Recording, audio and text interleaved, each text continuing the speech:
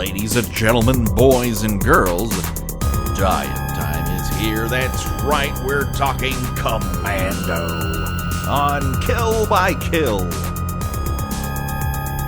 Well, greetings and salutations, Internet. It's your old pal, Patrick Gena, coming to you once again from the Hearst Castle in San Simeon, California. I'm shooting holes in it right now. This is the Kill by Kill podcast, where we are dedicated to celebrating the least discussed component of any horror film or action film, the characters. That's right, we're going to unpack all the gory details of Act 3 of Commando in the hopes that a Valverde headhunter's untimely end is just the beginning of the jokes that we can make at their expense. And as always, there is only one person I trust to don a series of mustaches so that she can appear to be several henchmen in the series of times I have to kill her, the one and the only Gena Radcliffe. How are you doing, Gena? I'm fine, but I think it's important to let the audience know that we drew straws. I got the series of fake mustaches, while you got the very, very tiny and revealing bikini bathing suit. Well, So which one of us got the better part of the deal here? I think we'll just leave that up to the listeners to decide. That's right. We don't want to tell anyone what their fetishes are.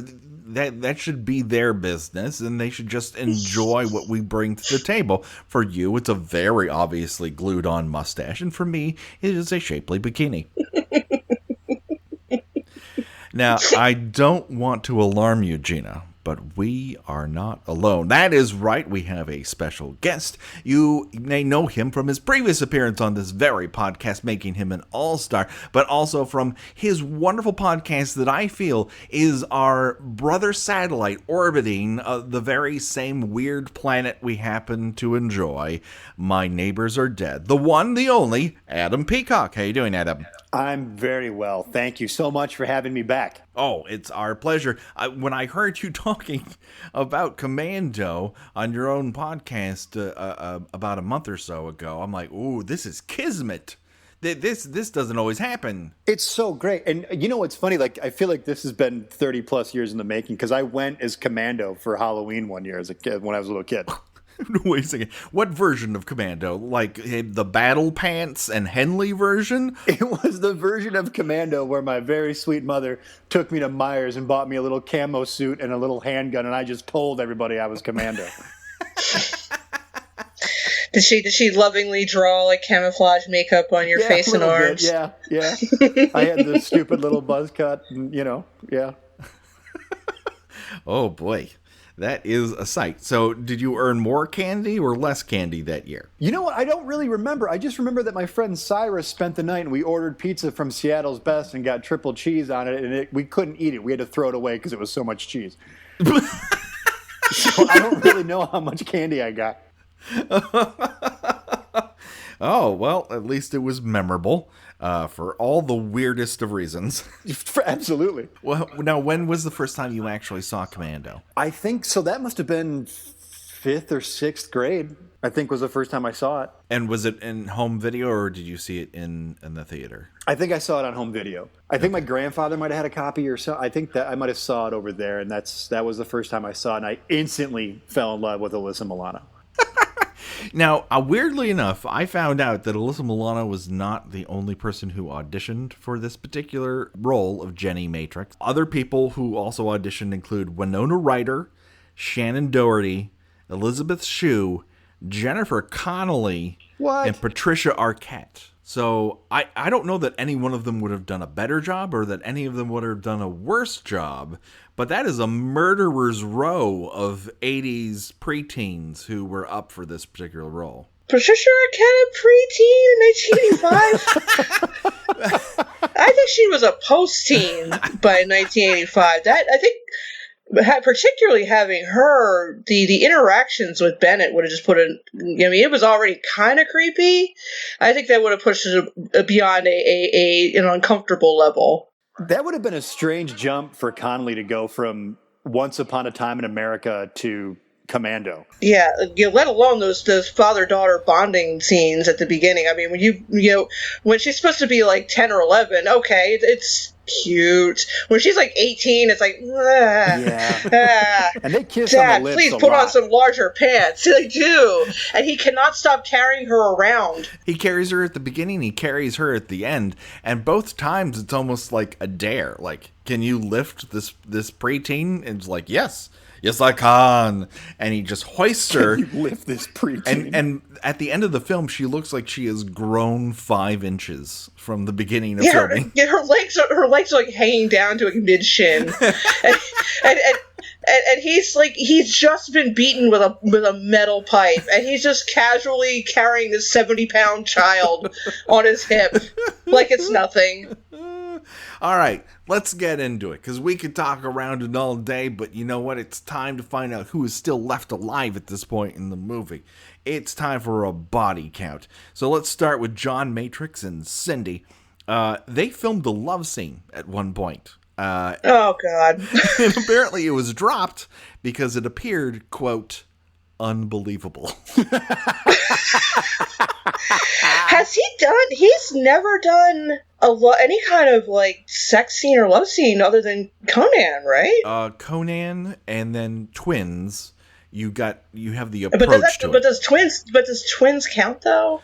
I'm talking about like one that's supposed to be kind of sexy. Oh, no. Not to say that the scenes in Conan were sexy, but I mean I think they were supposed to be kind of sexy. Oh, that witch is totes sexy. Are you kidding me? She's a sex witch. That's her whole gig. The one who turns into like a werewolf or something? Oh, yeah. Okay. Was there a sex scene in Twins? Does he have sex in Twins? He gets semi-seduced by John Travolta's wife, and she wears a very 80s teddy that looks like 2 V's set in opposite directions. Oh, man. If I ever get married, that's the wedding night. Just watching Twins or recreating that sex scene? Oh no, I was talking about I'm gonna try to marry Kelly Preston at some point. Okay. Well, Godspeed. Who knows what's happening with John these days? He's one Gotti level disaster away from saying fuck it all. Oh man, I heard that Gotti movie is fantastic. Oh man, yeah. Once I heard someone from Entourage was in it, I'm like, oh. He directed it. Oh, are you fucking kidding me? It was Turtle, wasn't it? Isn't the guy who played Turtle? Didn't he? Yes. He directed it? Yeah. You directed it. Fucking kidding me? Why am I not seeing this movie? Holy shit. Do you have a movie pass? Movie Pass really wants you to see Gotti. and that's why they have no money now. That's right. They sent all of their available cash into propping up Gotti. Oh, God. Oh, they should be out of business even faster. Armand Assante did a Gotti movie, too, I think. So, I mean, Armand Assante did the best Gotti movie because he was the best-looking version of John Gotti walking around on 2 legs. I mean, Armand Assante is a pretty good-looking guy. Yes, for sure. Then we have General Arias of the Montgomery Ward collection. And then we have Bennett, whose dating profile these days would just be 2 words everywhere, and it would just read, "It's complicated." And I think that would sum up Bennett. I thought it would read. I thought that his dating ad would read, John. At one point, my notes are just, stop saying daddy, stop saying John. Because it's too many. There's too many daddies and there's too many Johns, and it sounds like all like Twitter from last week all coming across this movie. I don't care who's a daddies and Johns. That could be the name of our improv troupe if we start one. There we go. Oh, see, we're halfway there. So let's get right into the action. We pick it up here after Cindy murders at least one police officer via rocket launcher to rescue Matrix. Yeah, she's back to doing a lot of oh and I don't know. Which, when you kill somebody with a rocket launcher, you start to know who you are as a person after that. So right. She needs to stop being she needs to stop being so insecure in her abilities. She learned how to use a rocket launcher by reading the instructions. That's right. I could barely operate half the equipment in my house, and I didn't read the instructions. She's way ahead of me. Have some confidence in yourself, Cindy. I'm blown away that rocket launchers come with instructions. I want to imagine they look like instructions that you get with IKEA furniture. Yeah. Just a little smiling man holding a rocket launcher. A little diagram showing the rocket coming out, and the little cartoon flames. There's an Allen wrench in there for some reason. There's just an odd number of wood pegs. Yeah. Extra dowels. Perfect. It's called like boom shooting or something like that. Cut to General Arias and Bennett in their Santa Barbara estate. With 2 hours left before Matrix is supposed to be in Valverde, Arias is having doubts about his plan, but Bennett is convinced that John will do anything they say so long as he believes that he will get his daughter back. Meanwhile, Jenny tests the doors of her frozen-like cell, hoping one day someone will ask her to build a snowman. She also looks like she has mascara streaks, Yes. which I thought was very odd because I don't think she was wearing eye makeup before, but she's kind of getting a little close to an Alice Cooper thing going on with these like The man, kind of like the man like, behind the mask. It's like did you put on a little L'Oreal before getting kidnapped? You're like 11. She looks like she's in the touring company of Annie. There's a little hard knock life happening in that suite. And if it's an 80s action movie, part of it has to take place down by the docks. It was just in the Union rule book. So Matrix grabs his gear and smashes a very large man's very large head into some kind of steel scrap heap, and he's dead. Somehow his head does not split open like a melon, which I totally expected. It would have been better, because there's no way your head connecting to that very large, very sharp-looking, very rusty piece of metal would not reveal all the blood that's inside of your eye sockets. There's a lot of blood in there too. Yes. Oh, and that guy? I mean, that is the juiciest part of your body. Absolutely, hands down. Yeah. that heart is working overtime to keep blood anywhere near his brain. It is so very, very large. I mean, it looks large next to Arnold Schwarzenegger, so that motherfucker has a large-ass head. Yeah, he's fucking huge, man. No, he's gigantic.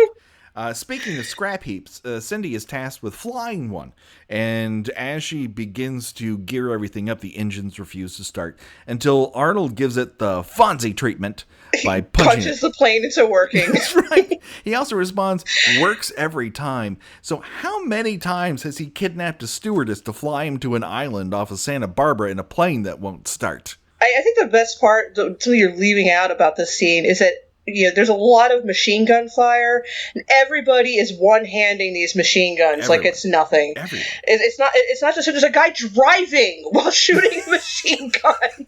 Why continue to drive? Both of them drive towards this plane, and Matrix leans out of that very small door and not once, not twice, but 3 times, and managed to kill both Uzi henchmen. And then the Jeep just kind of commits suicide in the water. Well, it's not going to get better than that. I mean, that Jeep has fulfilled its purpose. I had a good run. Yeah. Remember me as I live. Yeah, it's never gonna do better than that. Now, takeoff here requires Matrix to push the throttle because Cindy forgot. For Christ's sakes, she can figure out how to use a rocket launcher via instructions, but can't remember that throttles put gas into engines that push a plane. She was only trained on a Cessna. Cessnas have a fucking throttle too, Gina. She should be allowed to be empowered. Yeah, she's really hogtied with this whole thing. There are moments where it feels like, I don't think she's badly cast, and I don't think she's a bad actress, but there is a bit of that sort of squealing like she's in the middle of Indiana Jones and the Temple of Doom situation. Yeah, there are many moments where she reminds me of when they're stuck in the cave full of bugs. Yes. And Willie's just endlessly screaming, and after a while the audience is kind of looking at her like Indiana Jones looks at her when she finally opens the door, and he's just kind of just scowling at her. Yeah, pretty much. She's got Winnie Scott syndrome going on a good half of the time. We get some sweet ass, replacement of clouds in there that look like they were out of Airport 77. And we get a guest appearance by the late great Bill Paxton, who I completely forgot was in this movie. No idea until Scott brought it up in episode 1, and I had no idea where he was going to show up. I still couldn't remember where he had been in it. For all I was thinking, I think I was confusing it a little bit with his scene in the Terminator. I was just thinking that. Yes, I just watched it the other day. I forgot that motherfucker's in Terminator. Yeah, and I was like, is there a scene where he gets hassled by a street punk? I don't remember that. That was another movie. No. But sometimes some of these movies tend to repeat the same gag. That's true. He's in full Chet mode in here. He's got the exact same Chet haircut. They could have been filming it at the exact same time. So I guess favorite Paxton performance while we're at it. Twister. Twister? Oh, are you really? Yeah, that's my favorite.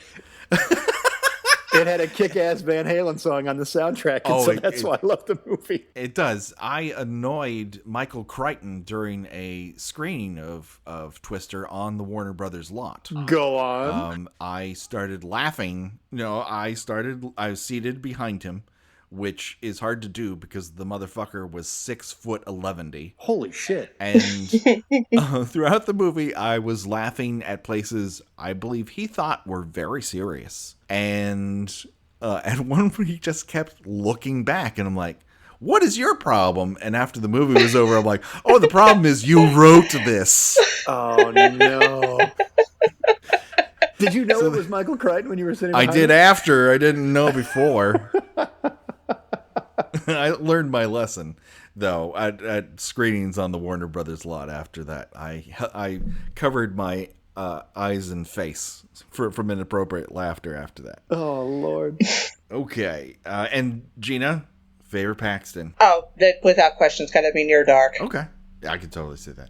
He's absolutely loving every minute that he is on screen and just having the time of his life. And if there's one thing that I love is when a villain in a movie just seems to really enjoy his work, and he just has a zest for life.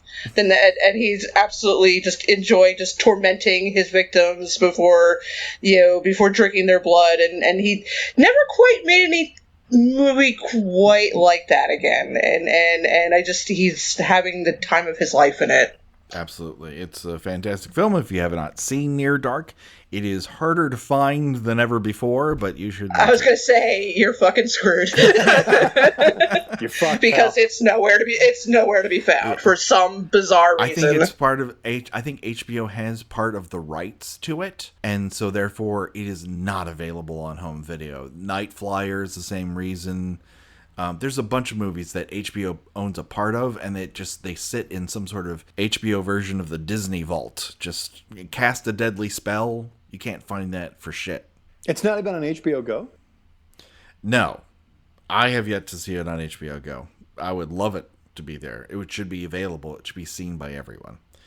Aliens for me, as far as Paxton performances. I can still remember the theater I saw it in. It was the summer of 1986. My cousins were supposed to be taking me to see Top Gun. They said, we just saw this on Friday. We're going to take you to see Aliens, and it's going to fucking just kill you. And I can remember every beat of that movie in the giant theater in Balboa, Newport Beach, California. And, oh, my God. I just got that my hairs just stood up on end just thinking about it. Okay. Hello. This is my family. Hello. Oliver. That's your sleeping bag? It's purple. Is that a good... Are you a ghost now, or do you approve of a purple? It's a ghost. Okay. Excellent guest appearance. Walk out on a high. You gotta laugh. It's a haunted podcast. Haunted by an 8-year-old with no front teeth. The scariest of all. The scariest ghost. So cut to Jenny back in her very well-decorated cell, and she uses one of her many pieces of flair to unscrew a door handle, and start to chew away at some planks of wood that are boarding up her window. It's a very sped up version of the Shawshank Redemption. Ollie, he has not been fed. Okay. I'm going to take that joke over. Fuck. That was a good joke. Fuck.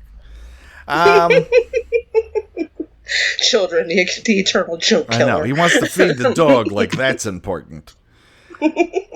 Fuck it.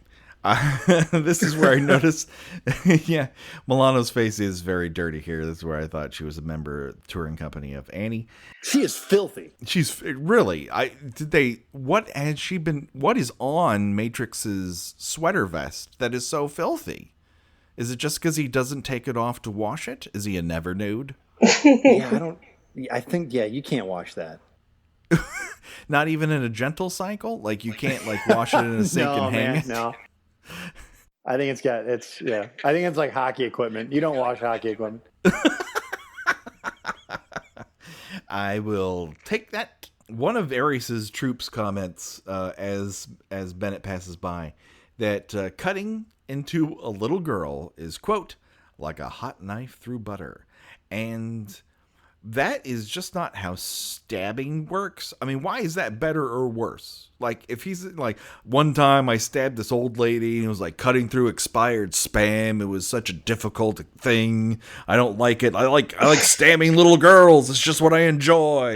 And I like that. I like that Bennett is just mildly disgusted by this. I mean, obviously the guy's talking out of his ass, but also it's a weird subject to talk out of your ass about. Is it just me? Maybe I'm looking for something that's not there, but when they first hatched this scheme to get John Matrix to kill South America, they talk about the entire continent of South America. Well, he's an enemy of the entire continent because the general comes by and is like, well, it could be Syria, it could be South America. Like, the whole place doesn't get together and carpool a killing of you after the fact. Like, what did you do down there? Right, and also, why isn't the government taking better care of him, knowing that the shit that he's done, that people want to kill him like this? I don't know. They cut the funding. Who the fuck knows? Right, yeah, fucking Reagan.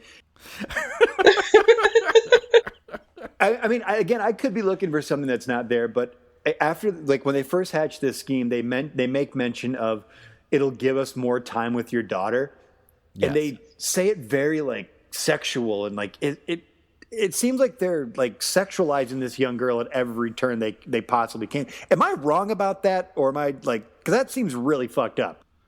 Well, I mean, it seems to me that Jenny is not the member of the Matrix family that Bennett would most like to have sex with. I mean, let's be real. I mean, we're gonna get to this, but things get real weird. No, yeah, I mean, things get super weird to the point where I think Arnold seduces him into a knife fight, and that's the first time. We've all been there. Sure. Come on, baby! Don't you just want to stick me with the knife? Is not something I've used as pretense to or any sort of foreplay. Maybe I'm a square. Give it a shot, man. Yeah, I know. Tonight, let's put that on the list. Sweetest Day's coming up. That's right. I'm going on vacation. There's hotel sex in my future. Let's bring threats of knife fights into it. Pull a knife on your bride. See what happens. I mean, well, listen, knife fight or recreating that scene from Twins. That's the great quandary. Which one is it going to be? That's the Sophie's choice of what you're going to do with a Saturday night. That's tough. It is tough. You just have to make every moment count, and I say, go for the buck knife. Making it count, bringing it back to Paxton, who was in Titanic. To making it count, Jack. Bennett and Ares kind of have circled this conversation. We get what feels like 4 fucking minutes of them talking about Bennett's like, who's frightened? Are you frightened? Am I frightened? Who's smart? How tough are your soldiers? Who kidnapped Jenny? Who's frightened? Are you smart? I'm smarter. How tough are your soldiers? I'm tougher than your soldiers. Who kidnapped Jenny? Why are we still having this fucking conversation? It's been 4 fucking minutes. That's not what I'm here for. And I think part of it is because they're doing this sort of Sorkin walk-in talk, and they couldn't cut any one part of it because it would look out of sequence. Oh my God, it's goddamn endless. And you just have... Well, you know what though? Because them talking makes up for the near 15 minutes of virtually no dialogue, except for extras yelling in Spanish. In ADR, yes, absolutely. They're trying to... It's like they had an industry quota they had to hit. So they're like, well, we can't cut any of that scene. Otherwise, we'll only qualify as a silent movie. Do you think they found out late in production that where they want to hatch this scheme that they don't speak English, and they're like, fuck, we got to get some people who speak Spanish? Oh, that would disrupt dressing up the same 5 stuntmen in varying degrees of glue-on mustaches. At one point, they kill the same guy in the same mustache 4 times in a row. But we'll get to that. The plane, meanwhile, has come in early into Valverde, which I learned was used in other films, in particular in Predator. In Predator, they reference Valverde. Cool. And the guy, what was the guy he killed in the plane's name again? Henriquez. Henriquez, looking a little gray. Yes. Has not flown comfortably. No, it's revealed that while he's been dead, a makeup artist has come in and touched him up like he's in a Romero Dead film. Somehow the blood that's coming out of his nose looks like it has crunch berries in it. I was wondering, like, is that supposed to be like his brains leaking out? I don't know. Why would his brains leak out? Why did anybody notice that this guy had pissed and shit himself in the back? Exactly. I think our first episode about this, our guest mentioned the same thing. I mean, the guy's been on a plane for 11 hours. He'd be covered in piss and shit. And it was like, well, it's business class. I mean, that's why I'm paying more. I can do what I want. I mean, I get it, man. I'm total trash, and I fly back there, but like, I'm never like covered in piss and shit. Yeah, I'm a little dubious on how long was the flight supposed to be? Like 11 hours? 11 hours. That no one ever at any point during this flight checked on this man. He told him not to. He's tired. Asked him for, if he wanted his package of peanuts or if he wanted to watch Romancing the Stone and their in-flight movie or something. If he did, he would have taken that pith helmet off of his head. It's not taken off until the plane lands. That light jostling then knocks it to the side and his gray visage is revealed. Cut to Arnold in a very tiny Speedo. Holy fuck, is this guy jacked to the goddamned hilt? I had to ask. This scene was confusing. Okay. Not confusing. It was puzzling. Sure. Were these swim trunks? Or were these his actual underwear? Is he like sporting little tiny bikini underwear? Oh, I hope it's underwear. Do you mean like in real life? Is that what he was wearing at the time? I just feel like is this something that Matrix would wear just like on just an average, I'm just getting dressed. We put on these tiny satin bikini underpants. like I'm gonna do a shift to Chippendales that night. I feel like for a guy who likes to broadcast to a camera that he feels like he's coming all the time, I think that is an absolutely appropriate piece of underwear that he would wear. They're very skippy. You see a lot of him, and he is just fine with it. His bulges have bulges. Everywhere is rippling. His hair is rippling. His skin is like the surface of a jacuzzi. It's just constant everywhere. It's just. He's huge. Yeah, he's huge. He's jacked out of his goddamned mind. Cindy is left in the plane, thank God, to radio for help. Cut to beautiful Long Beach Airport. back before they added a new front onto it. This is back when you could shut down the whole fucking airport and make it look like Valverde International, apparently. Throw a few like chicken coops and fruit carts around in front of it. This is very authentic to Valverde culture, which is some white guy's idea of what it's like to be in South America. And everybody is very, very, very sweaty. They are glistening. 3 beefy hotcakes get out of a very old 62 whatchamacallit. One of whom is donning a drug rug, as Gina lovingly puts it. And they head inside to pick up Matrix. In the background, art direction alert, we see posters of General Arius' face X'd out in red spray paint. It's very V. Cut to Arnold getting dressed in a scene that must have inspired the groovy sequence from Evil Dead 2. And they also did the exact same sequence in I'm Gonna Get You, Sucker. Yes. Oh my God, yes. So, I mean, this is very quick cut. I mean, it is. I've seen the gif of it a few times, and it is kind of miraculous, all the shit he's putting onto his body. And in the middle of that fight, he seems to take all of it off. He'll just he'll fire from a gun once and just toss it aside, grab another gun. And yet some guns have an endless amount of ammo. That shotgun seems to last 10 minutes at one point. And he only grabbed a handful of shotgun shells. We saw it. But yeah, he's draping grenades on himself like tinsel, and I mean, I don't know how he's supposed to sneak up on anybody. He should be jingling and clanking like nobody else. Oh yeah, it's totally like metal on metal. He sounds like they're constructing scaffolding when he walks.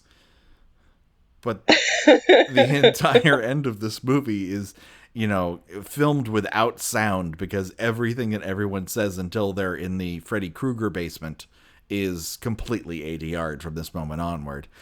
Just so everyone knows, this is not an island off of Santa Barbara. He is storming the beaches of San Simeon, California, and the Hearst Castle, which now the state of California owns, but at this point, the Hearst family still had control of. And they said, yes, you can build these barracks buildings and then blow them the fuck up on our front beach. So that's what they did. We're gonna allow you access into our endless steam tunnel and antique furniture storage labyrinth. That's unbelievable. Meanwhile, with a pottery kiln and in a crematorium, handily. You're right on the premises. I mean, it has so much shit in there, Gina. The only place I've seen more is in the drama department of Hamilton High. I thought the exact same thing with the random empty mirror frame, an overturned velvet chair, some costume trunks, just right where the steam pipes are. It's like I guess General Arius runs a summer community theater when he's not busy being a dictator. That's right. Well, he has an amphitheater in the back, and he thought about doing a B&B, but it seemed like too much work. So why not have a summatory rep? Yeah, why do an Airbnb when you can put on a summer production of Peer Gynt? Oh, God. The 6-hour epic. I love random digital readouts. And so when Arnold holds these binoculars to his face, you see these obviously put in post. Digital readouts underneath the dual images. Do they actually tell you anything? At one point, they're the same number. And then the second time he looks at them, they're completely different numbers. So, no, I have no idea what they could possibly mean. Yeah, they do that shit in Star Wars, too. And they do it in a different language than what everybody else is speaking. And it drives me nuts. I love Arnold's sneaky face here. It's like, no one can see me. But everyone would be able to hear you. Yeah, and these are supposed to be like the most, elite guards in General Arias' force, and they're just kind of standing around, not hiding, leaving themselves completely vulnerable to attack. Meanwhile, cut to Valverde and Heavy 1 and Heavy 2, who look like background players of a Cheech and Chong comedy. See that a dead body's being offloaded from the plane, and they check underneath the blanket, much to that ambulance driver's displeasure, and notice that it's Henriquez, and they make a beeline for a phone booth, which is not cylindrical, so it's not the same as that awesome phone booth from Act 2 with Sully. Regrettably. I think this should be in a future where all phone booths are completely round. That's what would make me happy. Meanwhile, let's start racking... Like Gremlins 2. Meanwhile, let's start racking up some deaths. Let's start with a gut stab, then a throat slash, and then a ×2 knife throw, which... And then he kind of launches something? It's called... I can't... What weapon is that? It's a Russian ballistic knife, which I think may be made up after the fact. I think so too. It was kind of like a I don't know what it was, but he had a knife in his hand, then it wasn't in his hand, and it was like launched at a high speed at this other person's torso. It's like someone saw that can of peanut brittle where snakes jump out of it and replaced it with a knife and said, "Oh no, this is gonna work great. It's a knife on a spring," and you just go, "I like some peanut brittle," and knife comes out of people. And the other thing I like about that kill is he says "Coma usta" beforehand, and all I could think immediately is "No bueno, Bob." Yeah, I mean the carnage in the last 25 minutes of this movie is unbelievable. It's kind of like a Family Guy gag where it goes on for so long that it stops being funny, and then starts being funny after another few minutes. It is an orgy of death. It's just nonstop, pow, pow, pow. Then just bodies just, blowing up and falling off of roofs and falling into, wishing wells and just, dozens of people firing at Arnold and nobody gets a shot in on him. None of them. Not a single one. No, they cannot seem to either raise their guns up to where they might be able to aim. They come from the shoot from the hip in the general direction and hope it hits something school of killing people. See, the problem with one arming a machine gun is while it looks cool as hell, you can't actually aim it. Your arm should be just flying in all directions, like one of those water willy lawn toys. Yeah, the recoil alone would screw it all up. Your arm would basically be like what happens to Carl Weathers' arm in Predator. It would just detach itself from your body and fall to the ground, still shooting. This is well, I mean, at this point, I would love to give everyone a detailed breakdown of this and literally go kill by kill, but we would be here until the end of time. Let's hit some of the highlights of the million nameless Valverde soldiers of fortune that he kills. Let's start with him blowing up those barracks, and they must have had 15 cameras filming this, and I don't blame them. Because you want to get every ounce of that juicy explosion. But some of the angles could have been chosen better because a couple of them show that mannequins are being held up by sticks in front of the explosion. Which is one of my favorite effects. Yeah, I love a good obvious dummy. We have several. We have a couple in a tank. We have two in front of a door that are being like literally a stick up their ass and the stick into the ground version of them. Upon hearing this explosion, Bennett says to no one in particular, "Welcome back, John." He's like, he's got this grin on his face, like, "Daddy's home." Yeah, it's weird. And it gets weirder. Oh, yeah. Oh, yeah. That's just like the tip of the iceberg. It gets a shit ton weirder.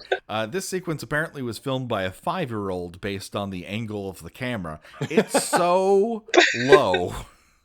It's filmed by Jason Voorhees' dick cam. So Bennett's outfit is what at this point?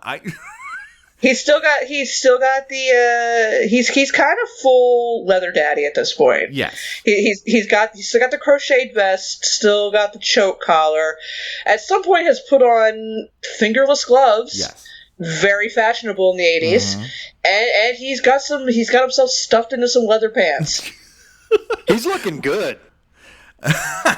Well, the crazy thing here is that we learned that he was not the original actor for this role, and they didn't have enough time to make a new costume. So he's rolling around in another actor's costume, which might be the reason why it does not fit him to the best of everyone's ability. But I think that, plays into the gloriousness of the character overall. I mean, I don't know how the leather straps across his shoulder pads work. And he's wearing a knit underneath the crocheted chainmail vest. It's like a tank under a vest. And he's the only character that isn't sweating profusely, which is shocking to me because he's wearing 2 layers of crochet. He's just in that good of shape. Yes, he's at the top of his range. or his sweat glands don't work, which would explain why he's so angry all the time. Could be a little bit of both. Yeah. That's right. He has a lot pent up, and you wish that he could just find a way to let it all out. Does he ever have a lot pent up? Oh yeah. They are recycling stunt guys like mad. It seems like they got 10 guys and about 5 mustaches, and they're like, here, run across this grass field, and when you reach halfway, just dive backwards like you've been punched by Superman, and that'll be, and then come back, and we'll put you in a new uniform with a new mustache, and we'll do it again. Yeah, I was it one of the Hot Shots movies where he's just killing people and there's like a score coming up on the screen? Yes. I swore to God that was going to happen in this movie. That's also where you see a lot of synchronized grenade ballet, and I know that's a direct reference to this. Because when people get shot or a grenade goes off, they literally do half twists in the air. Like you can see people do a slight tuck when they've been launched off the ground. I wouldn't expect that when somebody has a grenade thrown at them. I would expect them to, just be blown apart in 7 or 8 pieces, and not just gracefully plie away from the explosion. You gotta die with grace. And they do. They're insanely graceful in the air. All they need is one of those ribbons from rhythmic ballet, and I think you could have a real act going on. Call Cirque. I got ourselves a new show for Vegas. And then he finds the very conveniently placed gardening shed. Oh, this is the best. He is hit by a grenade. He's hit by a grenade, and walks away with some minor scratches. It's the only time anybody's ever able to get a hit on him. It's like he should be dead. Have him hide behind a fucking tree already. You don't. You've seen him hit other people with fucking grenades, and they don't get up afterwards. But why am I talking about realism? It's fucking Commando. So he limps his way to this tool shed and immediately spies a number of deadly instruments that would make Jason Voorhees throb in his Mr. Fuck the Endgame Man parts. And one of them is a trading card sized deck of rotary saw blades. Meanwhile, 5 guys surround the shed and decide, we're going to kill it with bullets until it dies. Including Mustache Man. He's back, baby. Killing him the first 4 times did not take. He is right there with a full close-up of his face. Not once, not twice, but thrice. So let's go through it in the order in which they get offed after they start shooting. And one is ordered to open up that door, which that guy's got to be fucking like the low man on the totem pole. Like, what did he do out of those 5 guys? They're like, hey, let Jose open that door. I'm not fucking. He was new. Like, did he not wash his dishes? Did he put coffee grounds down the sink? Like, what the fuck did he do to get that? I'll tell you what he gets for it. And that's a pitchfork in the goddamn chest. Oh, the best. Then one guy gets scalped by a saw blade. The third one takes the saw blade to the chest like it was launched out of a motherfucking cannon. The fourth takes an underhanded swing of the axe to the crotch, no less. And the fifth one just gets his arm cut off. Like that's your everyday. Like that's the big letdown after the previous 4 deaths. I just want to let everyone know that in the script, Matrix was supposed to take the arm off and then hit him with it and say, need a hand. Oh my god, really? Is that real? Yes, that is absolutely real. I'm so disappointed. Did they film that? They filmed one version of it that apparently can be seen in the director's cut, in which he just throws the arm at him while he... Oh my, I've got to seek this out. Oh my god, that's the best. Little did I know there was a director's cut to this movie. It is 2 minutes longer. Some people say it's 92 seconds, and it's mostly just gore. So then wave 3 hits the bricks, and these guys have black uniforms, so you know they're real good at people killing. Matrix kills a shit ton of them, climbs onto the roof like he's a fucking Spider-Man or something. Meanwhile, Jenny goes into the basement, and finally... John Matrix breaks into this house after jumping off of the roof onto a balcony 2 stories below him, which should break both of his fucking legs. He sends one guy through a glass table, and the other guy, I don't know, dies of having Arnold Schwarzenegger land on him awkwardly. That'll do it. That would do it. Yeah. And then we have a very prolonged gun battle between Dan Hedaya and Arnold Schwarzenegger, which seems to go on for a very long period of time of them ducking behind walls and hiding behind statues and not shooting straight for some reason until finally Dan Hedaya's stunt double gets shot through a window and off a second-floor balcony. He just kind of sort of gives up. It's like, I'm tired. Go ahead. I think we're all tired at this point. It's a lot to take.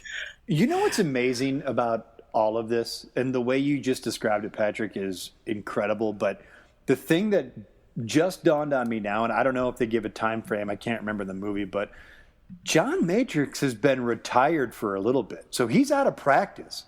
Yes.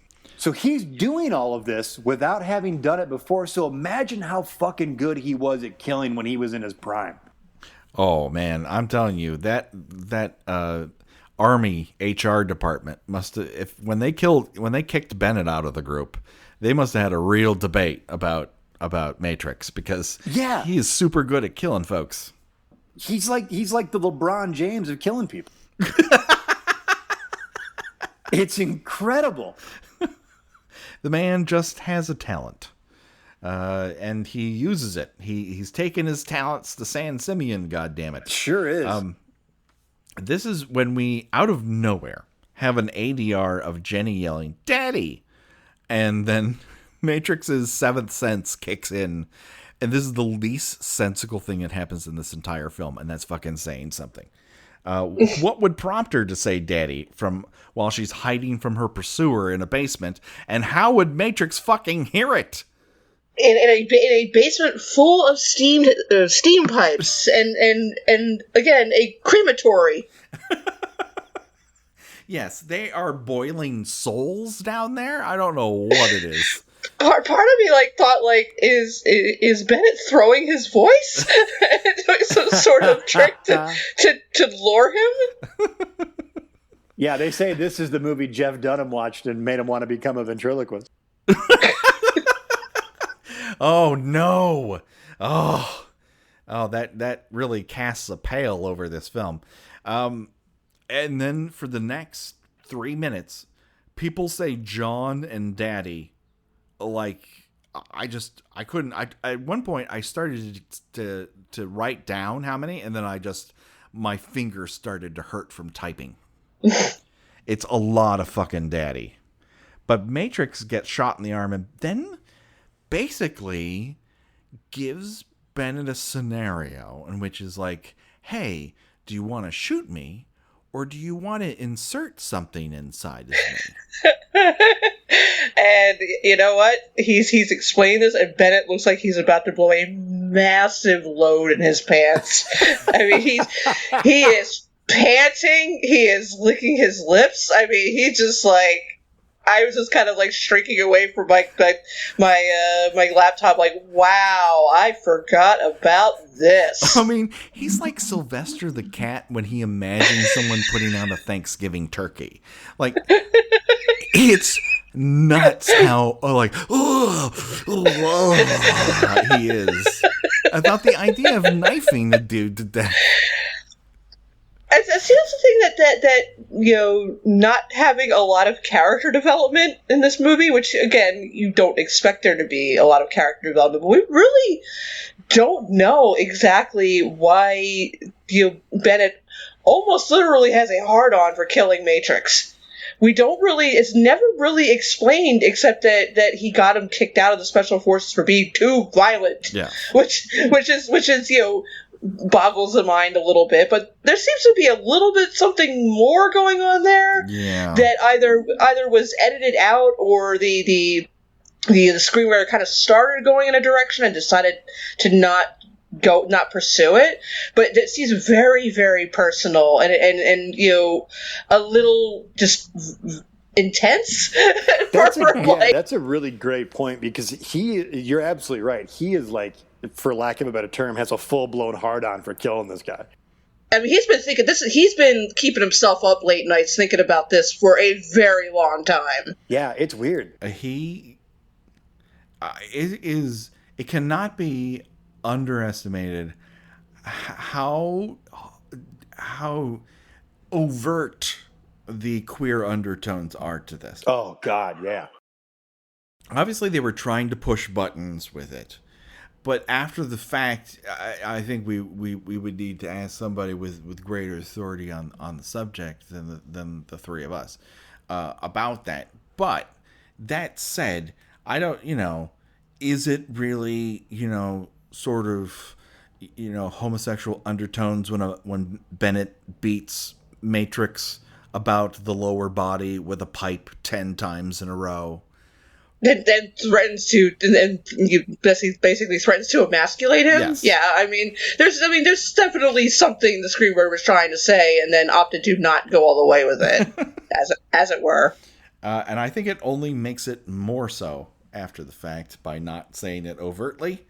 I cannot, even with Vernon Wells's teeth, when he's holding up John's face to that furnace, there's some sort of bridge happening there that does not look good at that angle, and it really weirded me out, and I had never seen it until I saw this movie in HD, and oh my god, he has 2 entirely different sets of teeth in his mouth. It freaks me the fuck out. It is not meant to, but there you go. That's what happens when your movie from 1985 gets transferred to Blu-ray. And so, but yeah, we get like extended moaning and groaning and grunting and heaving. And if they would have revealed that Bennett was Jenny's other dad, I would have shit my pants. This is the best version of My Two Dads we ever saw on the big screen. How and I'm gonna say it right would now. That have been if that's the reveal of the movie? Someone that Bennett's his ex-husband. Someone in our audience put these 2 guys in a tableau with Jenny with the My Two Dads logo in it. If you love us, that's how you can prove it. That's gotta be. That's like the best shirt ever. That's such a good idea. We have a fucking t-shirt. If somebody from Kill by Kill, the fan from Kill by Kill doesn't do it, I say the fucking 3 of us do it, because that's really good. So, oh my God. Bennett gets headbutted into some sort of electric array of some kind that only seems to increase Bennett's ability to fight for a while. That generally doesn't happen when you're nearly electrocuted to death, but okay. Vernon Wells also makes a noise when he's hitting or kicking Matrix that sounds like Miss Piggy doing karate. There's a little hi-ya, but just the ya. There's no hi to it. It's just the ya.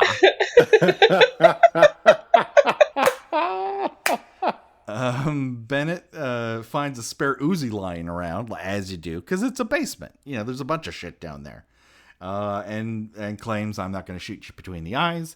I'm going to shoot you between the balls, because this film does not have any issues with masculinity or queer identity at all.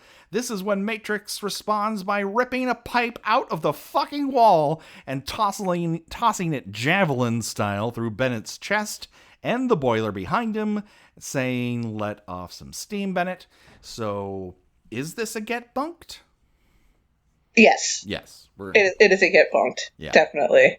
It is a particularly implausible get bunked, because how much arm strength would a person have to possess to throw a large pipe all the way through a human body and into the steel, iron, layer behind it? No. It literally would have to be fired out of some sort of projectile cannon in order for this to happen. Yeah, it's a lot. Yeah, and yet it does. And it's just a straight trajectory too. It might as well, and probably was, swung across the set on wires.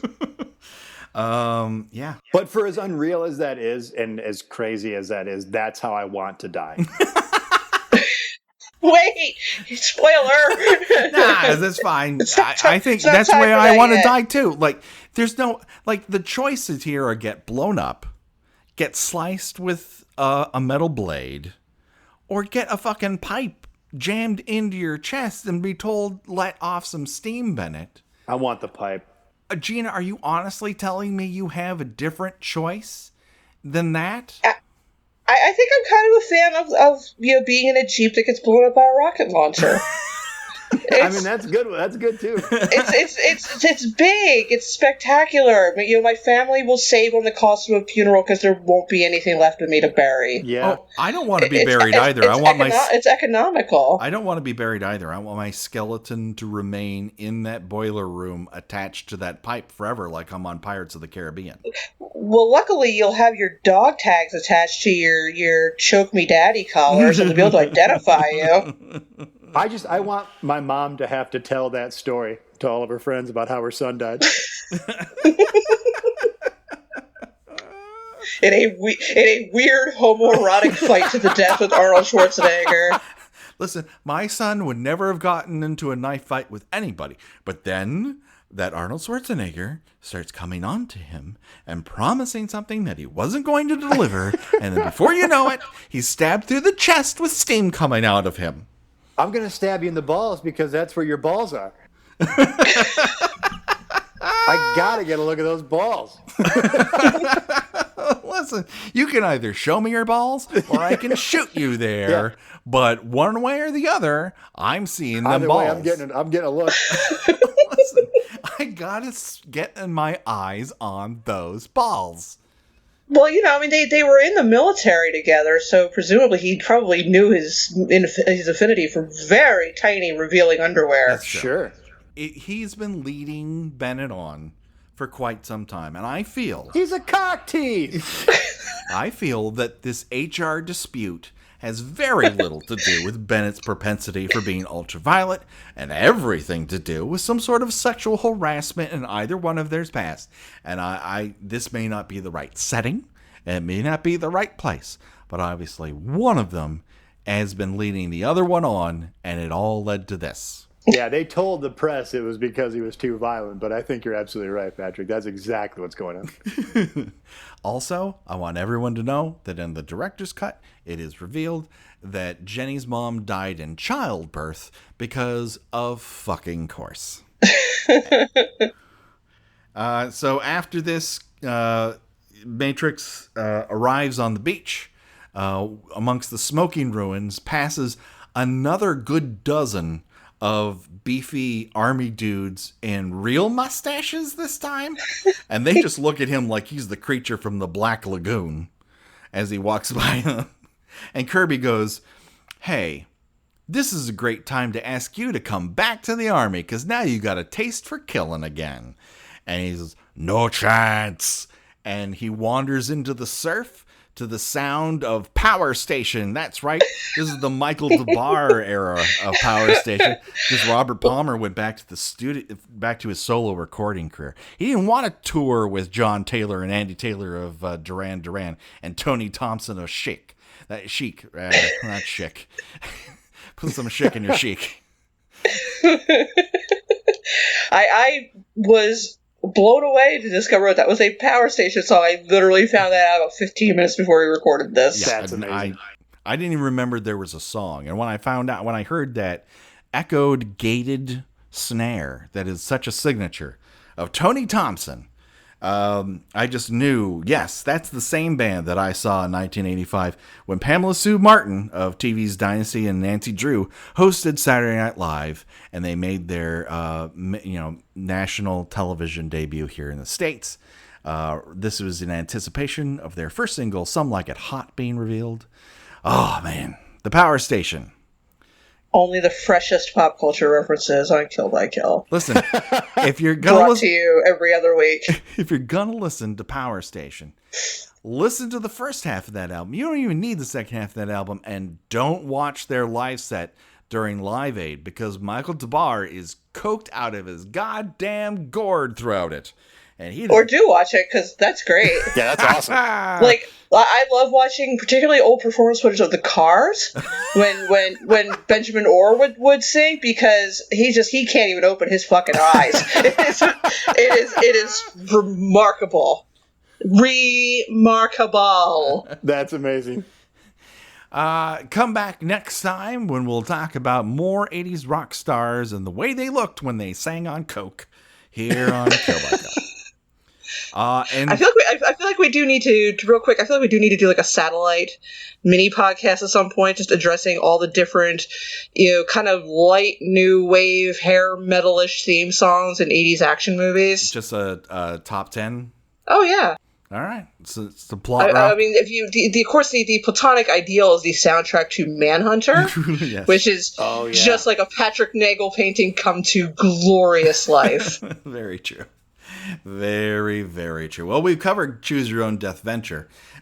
So that pretty much leaves us with plugs. Hey, Adam, where can people find you and what you do on the internets? We're on iTunes for your podcast at My Neighbors Are Dead, and then My Dead Neighbors on Twitter, and that's where we are. We're coming up to the Detroit Improv Festival, so we'll be doing a show there Saturday night, the 11th, with our good buddy Jamie Moyer. So, yeah, check us out there. My Neighbors Are Dead. Excellent. Do it today. Can't recommend it enough. Gina, where can people find you on these internets? I write about old television and movies and pop culture at GinaRadcliffe.com. I also do some occasional writing for AlcoHollywood.com. I am on Twitter at Porcelain72 and on the Instagrams at Gina Does Things. Excellent. That's right. If you want to reach out to us at Kill by Kill, there's an easy way to do it. That's on Twitter at Kill by Kill Pod. If you have something longer than 280 characters to say, and that seems like a long shot, but you never know. It's happened. Reach out to us at killbykillpod@gmail.com. On Instagram, we're at Kill by Kill Podcast. And of course, we have the Facebook page and the group to discuss things in exhausting detail. And of course, we would love you dearly from the bottom of our heart if you could rate and review us on iTunes. That helps us be seen and heard by more people. Be like Dawning It, who says, "Listen, I was raised in an anti-horror home, but this all feels like they're focusing on things." Oh, holy fuck. I can't read this.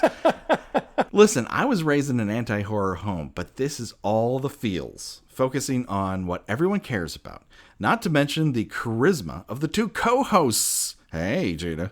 Aww. Yeah, extra shouts to Gina. I'm waggling my eyebrows just listening to this. Extra shouts to Gena for being a gem, and we need more women's voices in all genres. So glad to experience it with her. Keep it all up. You get me through work, which is very nice. And then Danny S112 says, if you love all things Friday the 13th, why aren't you listening to this podcast? Two mega fans remind us of how wonderfully imperfect the series is, all the while scratching that Jason Voorhees itch. Favorite kills in the series for him would be a tie between Little Dream Jason drowning Alice and the harpoon wiener stab from the final chapter. That's a good one. That's a good one. It shows off that Voorhees arm strength like nobody's business. And, of course, the frozen ice face from Jason X, the only reason to watch that fucking movie. Be like these people. We will talk about your review here on the air if you tell us what your favorite kill in the Friday the 13th series or any of the films that we've covered. And so that does it for today. But don't worry, the body count will continue. We are heading back to Crystal Lake, but a Crystal Lake you've never seen before. That's right. It's the 2009 remake of Friday the 13th. Watch it wherever it streams before we start, or watch along as we talk about it. That will start in 2 weeks from today. So until then, for myself and for Adam and for Gena, bye-bye, everybody. Bye. Bye.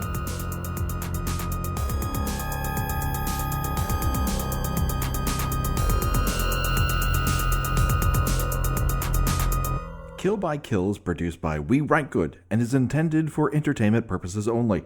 Friday the 13th is owned by Paramount Pictures. Jason is owned by New Line Cinema. No infringement is intended. Kill by Kill logo was designed by Josh Hollis. Visit him at joshhollis.com. The Kill by Kill theme was created exclusively for us by Revenge Body. Get the whole track and much, much more at revengebodymemphis.bandcamp.com today.